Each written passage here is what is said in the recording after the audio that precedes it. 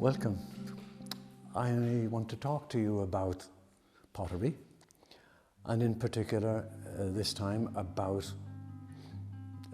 centering a lump of clay on the wheel, which is the hardest thing to learn. Unfortunately, the hardest thing to learn comes at the beginning, but it has to be done. And it's a whole saga to learn to do that. It looks easy, and potters do it in a moment, 20 seconds or so. But it's a torment to learn how to do that. Why? Not so sure. With pottery, there are processes that are so different from other things we do that they become difficult. In pottery, it's different from anything else you do. The first thing you have to do with a lump of clay, put it on the wheel and put water on it to lubricate it a bit. And with your hands, as it spins, you have to make it spin perfectly true. It has to spin, in other words, without a wobble. And it's very difficult at the beginning. It's heartbreaking to try to get rid of that wobble, because unless you do, the pot will throw itself off the wheel when you open it up. So it has to be perfectly round. This is a pot I made. A lump of clay turns into this. And somebody said, how do you get your hands in there when you're making it?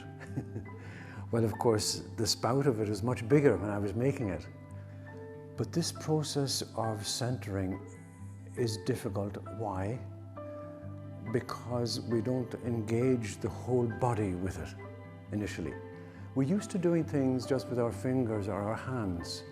And at the beginning, I remember this is what I tried to do. It doesn't work that way. The wobble is still there. And then I thought I made a breakthrough.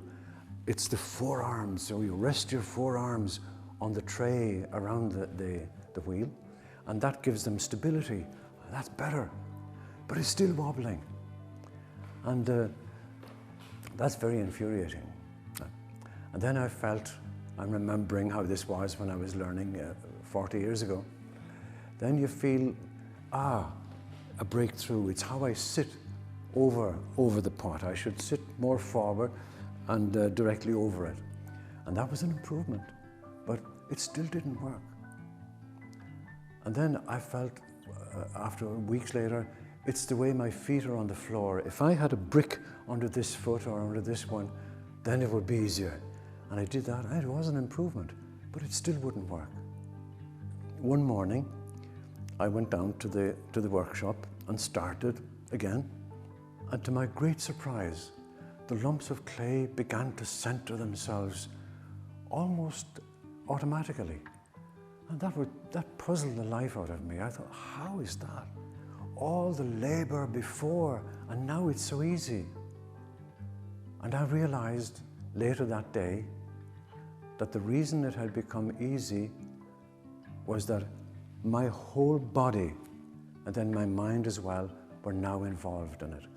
I started just with my hands, then forearms, then from the shoulders, then the way I was sitting, and then down to my feet. That's the whole body, step by step, and then eventually the mind.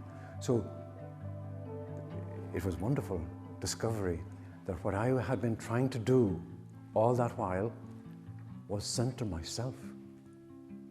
I thought that I was trying to center the clay, and that's true, I was, but more fundamentally, I was trying to center myself.